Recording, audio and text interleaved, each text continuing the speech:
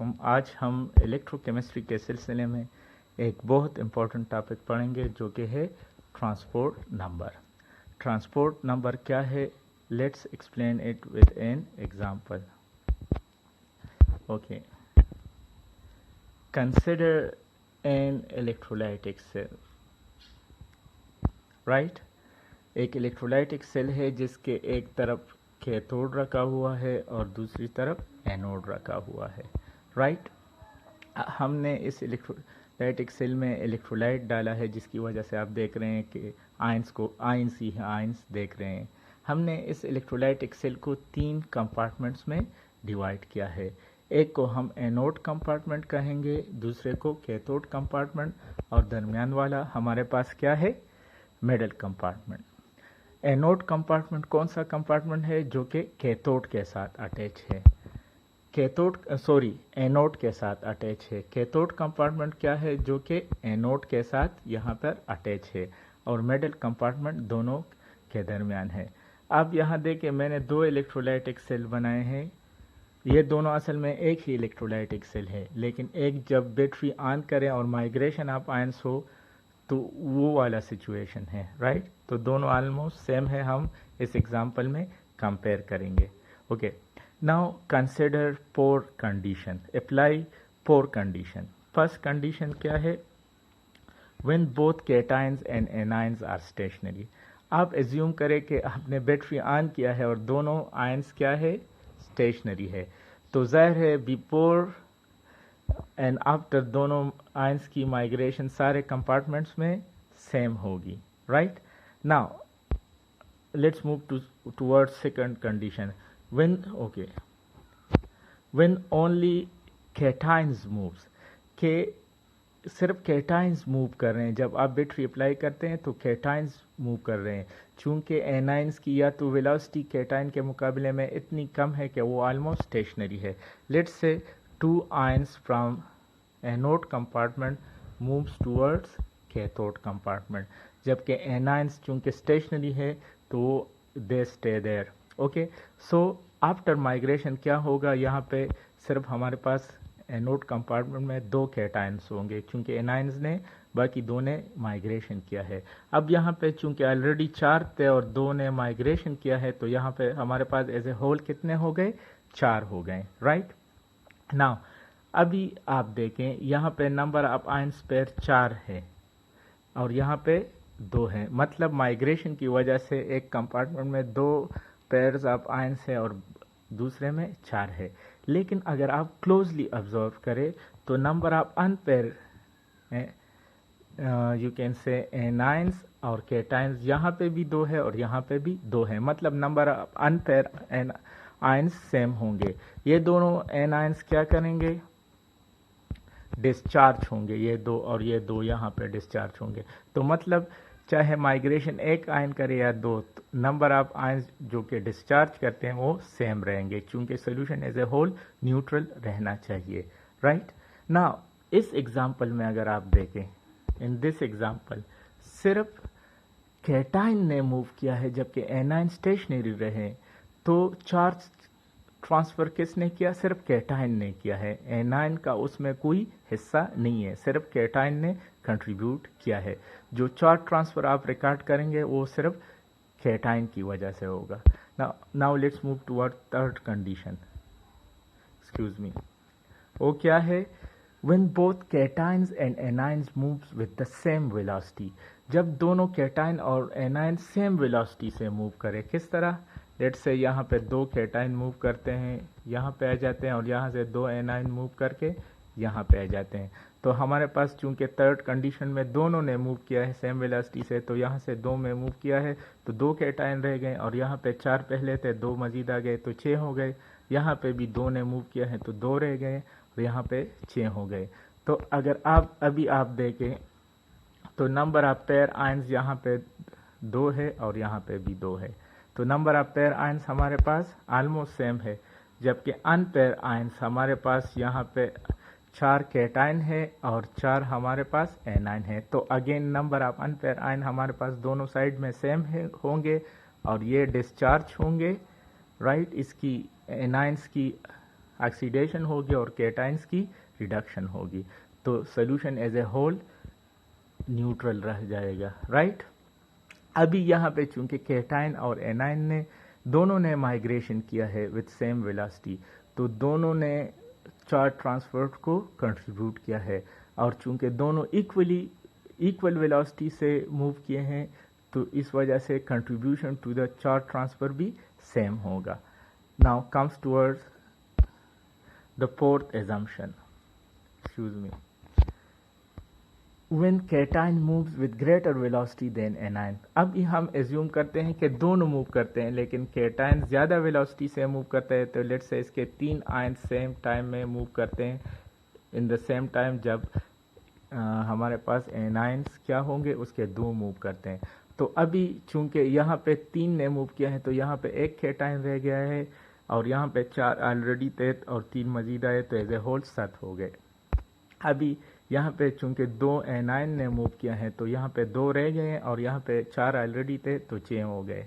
अभी आप देखें नंबर ऑफ पेयर आयंस यहाँ पे 1 है और यहाँ पे 2 है, right.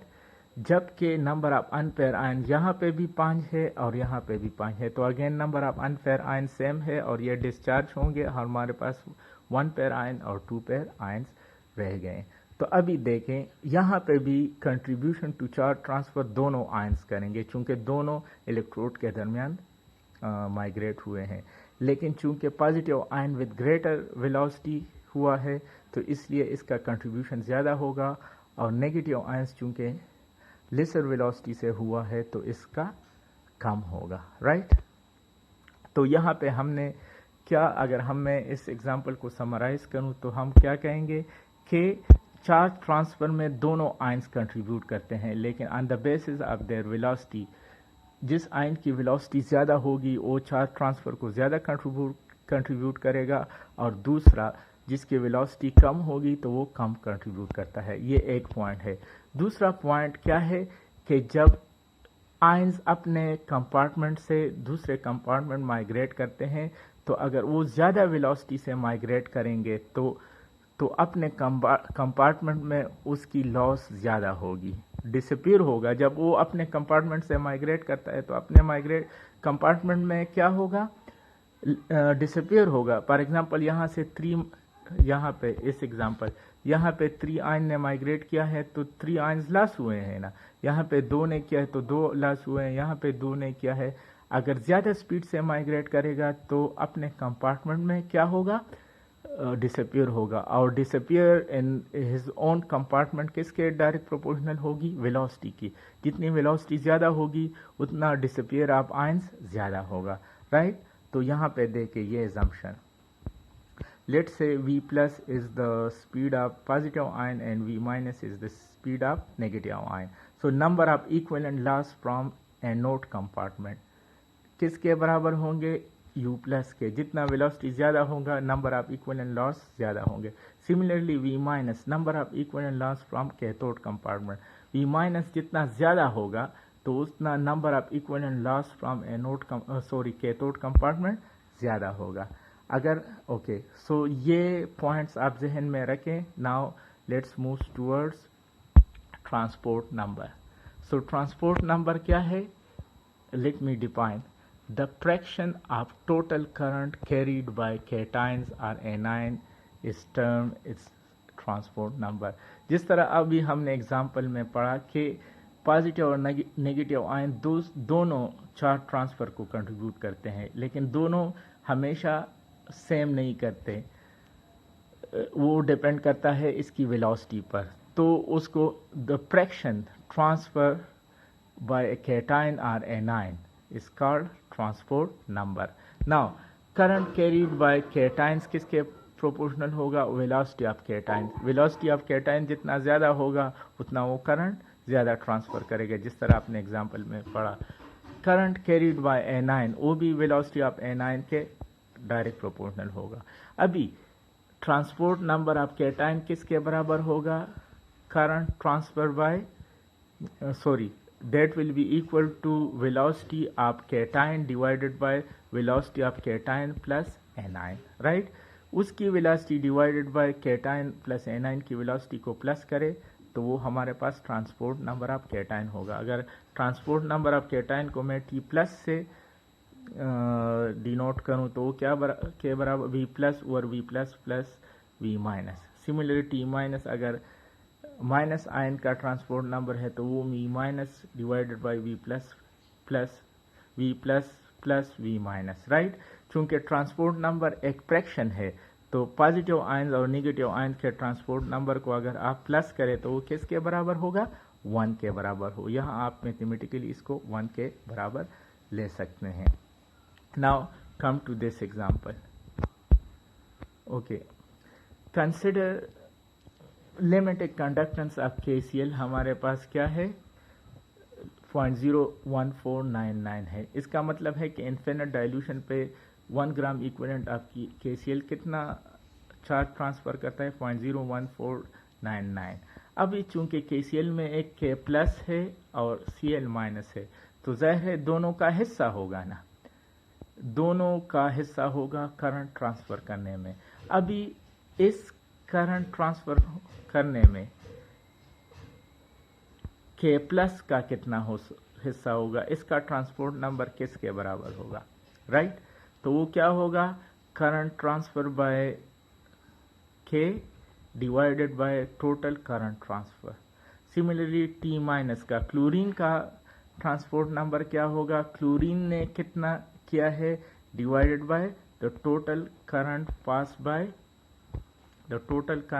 By the electrolytic solution. तो ट्रांसपोर्ट नंबर हम इसको इस तरह भी ले सकते हैं कि कैटायन का ट्रांसपोर्ट नंबर किसके बराबर होगा? Current transferred by cation divided by total current past.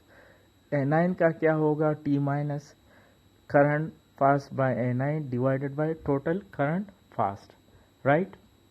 सो ये बेसिक कंसेप्ट है हमारे पास ट्रांसपोर्ट नंबर का। अभी देखें, अगर हम ट्रांसपोर्ट नंबर को एक दूसरे पे डिवाइड करें, the ratio of transport number be equal to the speed of ions. T plus और T माइनस, इसके रेशो किसके बराबर होगी? V प्लस और V minus, where V plus is the velocity of cation और V माइनस हमारे पास velocity of anions है। अगर दोनों की वेलोसिटी सेम होगी, कैटायन और एनायन की, then contribution toward current transfer भी सेम होगा। अगर दोनों की डिफरेंट होगी तो फिर कंट्रीब्यूशन डिफरेंट होगा। ओके, यहाँ पे कंडीशन लिखे हैं कि जब T प्लस और T माइनस बराबर होंगे, ट्रांसपोर्ट नंबर ऑफ कैटायन और एनायन बराबर होगा, तो इसका क्या मतलब होगा? हमारे पास वेलोसिटी ऑफ कैटायन और एनायन भी बराबर होगी, एक। दूसरा, कंट्रीब्यूशन टू चार्ज ट्रांसफर भी सेम होगा। जब T प्लस ज़्यादा हो, यहाँ पे क्लियरली इसको करते हैं, let's me do it clearly है। अगर T प्लस ग्रेटर हो T माइनस से, तो यहाँ पे फिर कैटायन का कंट्रीब्यूशन ज़्यादा होगा एनायन से, और V प्लस ज़्यादा होगा V माइनस से, राइट। अगर T प्लस हमारे पास इक्वल हो T माइनस का, तो इसका मतलब होगा कि वेलोसिटी ऑफ कैटायन इक्वल होगी वेलोसिटी ऑफ एनायन, राइट। और कंट्रीब्यूशन टू करंट कैटायन और एनायन का सेम होगा, राइट।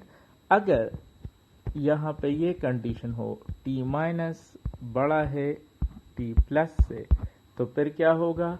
V प्लस क्या होगा? यहाँ पे थोड़ा सा क्लियर करें, V माइनस ज़्यादा होगा velocity of anion V plus से। तो T प्लस और T माइनस में जो रेशो है वो असल में किसके बराबर है? V प्लस और V माइनस के, राइट। तो यहाँ ये बेसिक कंसेप्ट है। नाउ वेलोसिटी ऑफ आयंस को हम किससे, या ट्रांसपोर्ट नंबर किससे मालूम करते हैं? हेटेरो मेथड से। वो इंशाल्लाह नेक्स्ट लेक्चर में पढ़ेंगे। Okay, bye, thank you.